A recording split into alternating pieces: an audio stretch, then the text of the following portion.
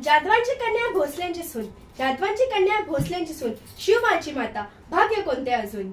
हिंदवी स्वराज्याचा पताका नवी अभिमानाने डोलते. लक्ष देऊन ऐका, मी जिजाऊ बोलते. लक्ष देऊन ऐका, मी जिजाऊ बोलते. नमस्कार, मी जिजाऊ बोलते. माझ्या मातीतील माणसांच्या मनात गुलामीची झालर पसरली होती.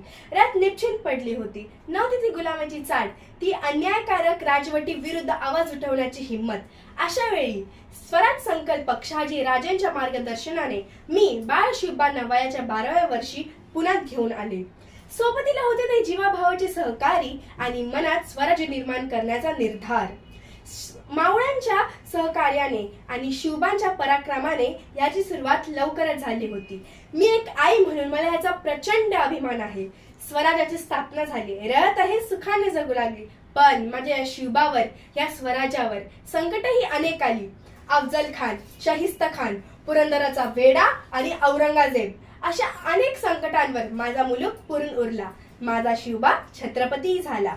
मी एक जिजाऊ म्हणून सर्वांना एकच विनंती करते की आपणही आपल्या मुलांवर शिवबांसारखे संस्कार करा आणि घराघरात छत्रपती शिवाजी महाराज घडवा.